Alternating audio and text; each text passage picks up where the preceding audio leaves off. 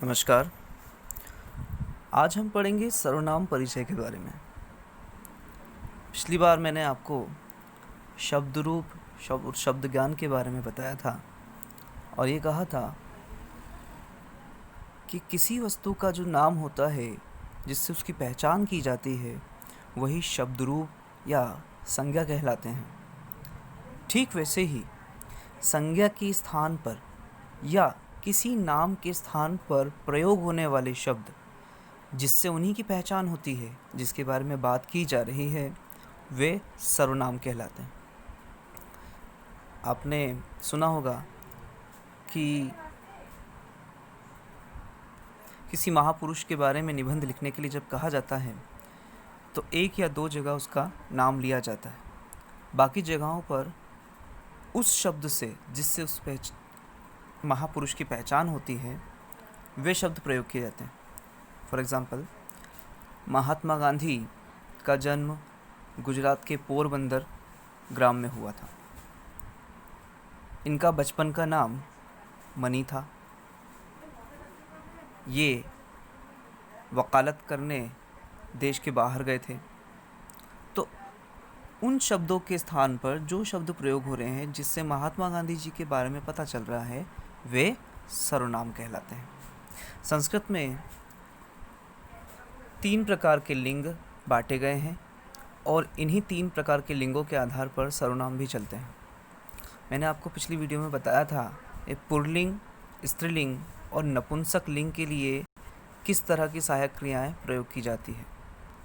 वैसे ही यहाँ अलग अलग सर्वनाम पुल्लिंग, स्त्रीलिंग और नपुंसक के लिए प्रयोग किए जाते हैं। तो आइए देखते हैं। सरल रूप में अगर आप समझेंगे, 3 प्रकार के पुरुष बताए गए हैं। प्रथम पुरुष जो किसी थर्ड पर्सन के लिए या किसी तीसरे व्यक्ति के लिए दर्शाए गए हैं।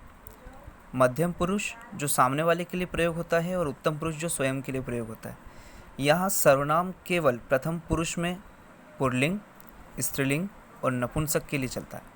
मध्यम पुरुष और उत्तम पुरुष में सर्वनाम एक जैसे ही रहते हैं। देखिएगा, प्रथम पुरुष पुल्लिंग के लिए सह मतलब वह और एषः मतलब यह होता है।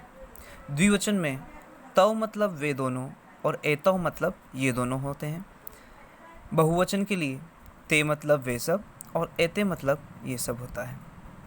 वहीं स्त्रीलिंग में सा मतलब वह और एषा मतलब यह होता है। उसी प्रकार द्विवचन में ते मतलब ये वे दोनों और एते मतलब ये दोनों होते हैं। बहुवचन में ताहा मतलब वे सब और एताहा मतलब ये सब होता है। वहीं नपुंसक लिंग मैंने आपको बताया था कि जो निर्जीव चीज़ों के लिए प्रयोग होता है वह नपुंसक लिंग कहलाता है।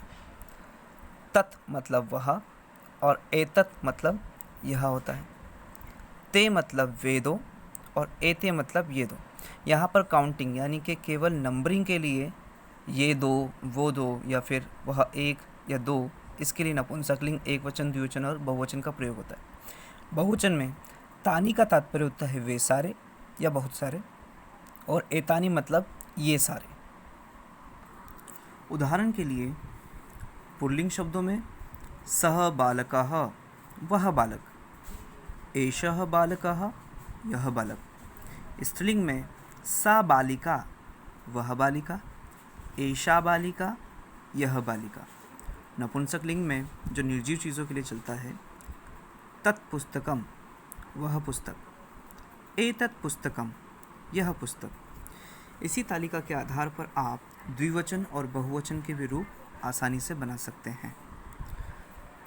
तालिका के आधार पर आप इन रिक्त स्थान को पुल्लिंग, स्त्रीलिंग और नपुंसक के लिए आसानी से भर सकते हैं। तो आप तालिका देखकर इसे भरने की कोशिश कीजिएगा।